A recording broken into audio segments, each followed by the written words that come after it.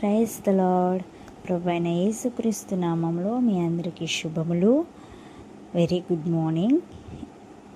ఈరోజు వాక్య ధ్యానము దావీదుకు రాసిన 6వ కీర్తన 6వ వచనం 7వ వచనం.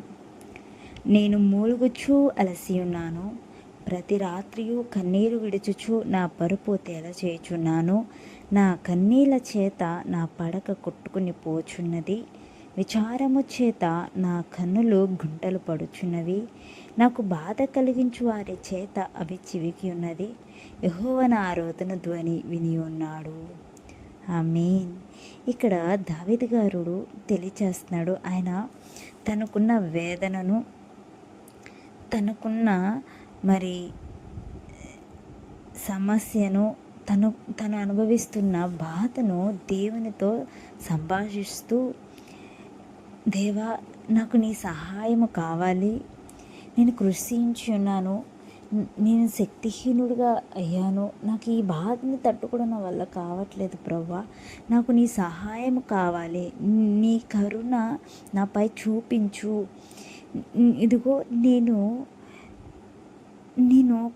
కృషించి ఉన్నాను. మరణమైన వారు నిన్ను గూర్చి జ్ఞాపకం చేసుకోరు కదా, పాతాళంలో ఎవరూ నీకు కృతజ్ఞతలు స్తుతులు చెల్లించరు కదా ప్రభువా.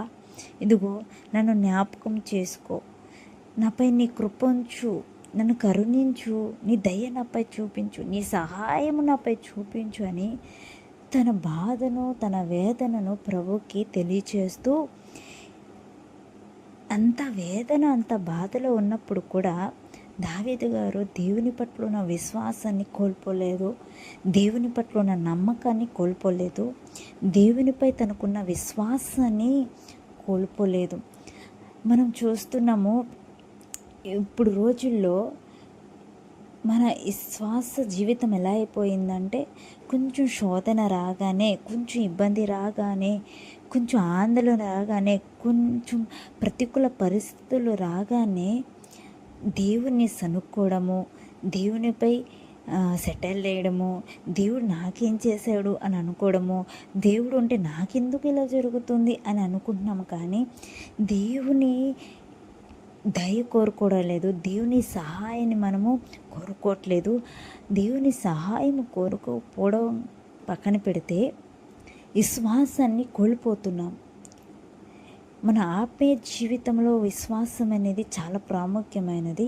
ఆ విశ్వాసము కొంచెం శోధన రాగానే, కొంచెం ప్రతికూల పరిస్థితులు రాగానే, అనారోగ్యం బాగోపోతే లేదా ఆర్థిక సమస్యలు ఉన్నప్పుడు మన విశ్వాస జీవితంలో మన విశ్వాసము చల్లగిల్లిపోతూ ఉంటుంది. చూడండి, మన బైబిల్లో మనం చూసినట్లయితే యోబు గారిని మనం జ్ఞాపకం చేసుకుంటే, యోబు గారికి వచ్చిన సమస్యలు నాకు తెలిసి ఈ భూమి మీద ఎవరికి రాలేదేమో, కానీ యోబు గారు ఇంత కూడా తన విశ్వాసాన్ని కోల్పోలేదు, ఇంత కూడా దేవుని యందు భయభక్తి అనేది కోల్పోలేదు, దేవుని యందు ప్రేమ, దేవుని నాకు సహాయం చేస్తాడు, దేవుని యందు నమ్మకం అనేది కోల్పోలేకుండా తన విశ్వాస జీవితాన్ని ఎంత చక్కగా కొనసాగించారో మనం చూస్తూ ఉన్నాము బైబిల్లో. అది మరి యోబు గారికి వచ్చిన సమస్యలు మనకు వచ్చుంటే మనం అదే విశ్వాసంతో ఉండగలమా? యోబు గారు కోల్పోయిన రీతిగా మనం కోల్పోయి ఉంటే ఆ విశ్వాసంతోనే మనము దేవుణ్ణి కొనసాగించగలమా? అంతటి విశ్వాసం మనకుందా? చూడండి ఎంత చక్కటి మాట దావీదు గారు చెప్తున్నారో. అంత విచారము ఈ రోజుల్లో విచారము చేత మనుషులు ఎలా క్షీణించిపోతున్నారు. అనారోగ్య పరిస్థితులు ఎందుకు అంటే భయంకరమైన మరి శరీరంలో బలహీనతలు. దేని చేత అంటే విచారము చేత, ఆందోళన, ఆలోచన చేత మనిషి క్షీణించిపోతున్నాడు. కానీ ఇక్కడ దావీదు గారు అన్నారు, అయినా యెహోవా నా రోదనధ్వని వినే ఉన్నాడు. ఎంత విశ్వాసం అండి! తను ఎంత బాధలో ఉన్నా కూడా ఆయన ఏమన్నాడు? యెహోవా నా రోదనధ్వని, నేను రోదన చేశాను దేవుని యొద్ద, నేను మొరపెట్టాను దేవుని యొద్ద, దేవుడు నా మొరను విన్నాడు, నా రోదనను విన్నాడు. అదే విశ్వాసంతో ఉన్నాడు. నీవు నేను అదే విశ్వాసంతో ఈరోజు ఉన్నామా?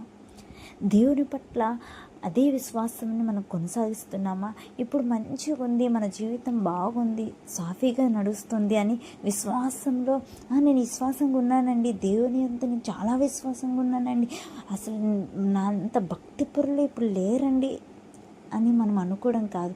నీకు శోధన వచ్చినప్పుడు, నీకు సమస్యలు వచ్చినప్పుడు, ప్రతికూలమైన పరిస్థితులు నీకు వచ్చినప్పుడు, నిందలు అవమానాలు నీకు వచ్చినప్పుడు అదే విశ్వాసముతో నీవు నిలబడుతున్నావా? ఈరోజు మనము పరీక్షించుకోవాలి. అదే విశ్వాసంతో నువ్వు నిలబడుతున్నావా?